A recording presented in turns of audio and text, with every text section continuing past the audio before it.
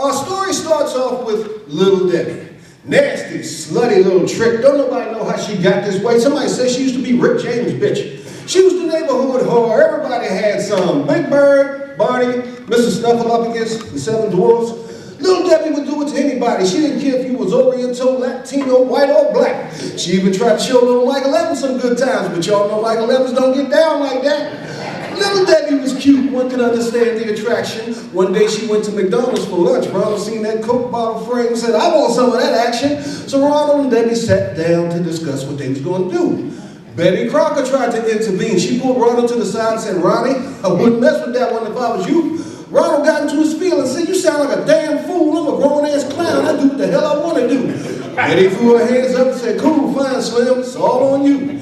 TGIF, the work week is through. Ronald met Debbie at the Motel 6 at the corner of Clark and 5th Avenue, and she put it on him. She did all the work. All he had to do was lay on his back. I tell you, family, Ronald ain't never had nobody make his star burst like that. She put him to sleep. When he woke up, she was gone, dear friends, and all Ronald wanted was for Debbie to do that thing one more again. Ronald went to the grocery store looking for Little Debbie, but there was no Little Debbie to be found. He was looking everywhere, checking the top shelves, jumping up and down, getting a little frustrated because he kind of don't know what to do. Turned the corner, saw Betty Crocker. Betty said, I told you. Ronald said, what you talking about? She said, man, she a freak. She got an ongoing fling with the Burger King. Ronald was like, what? She said, yep, because everybody knows, because she told Dolly Madison, who told the Pep Boys, who told the Powerpuff Girls, and everybody's laughing at Ronald McDonald. Now, naturally, man, Ronald's feeling like a fool, the object that everybody's ridiculed.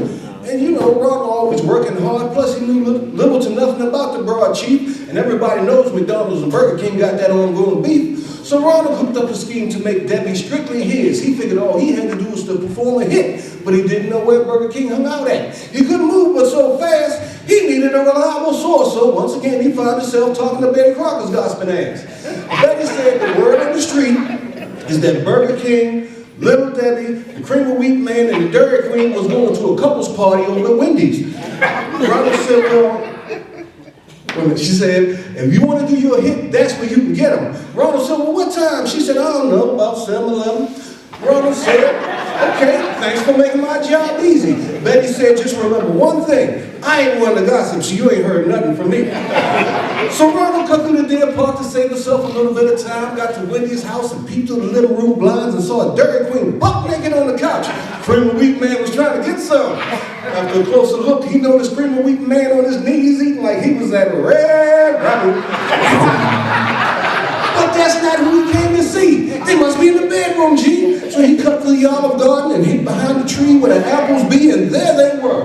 Burger King and Little Debbie doing the do. Ronald felt some kind of way watching Burger King running his king-size Snicker in and out of Little Debbie's Juicy Fruit. The emotion kicked in, he aimed in, and he started to shoot, unloading the whole damn clip. Unfortunately, Burger King and Little Debbie got hit.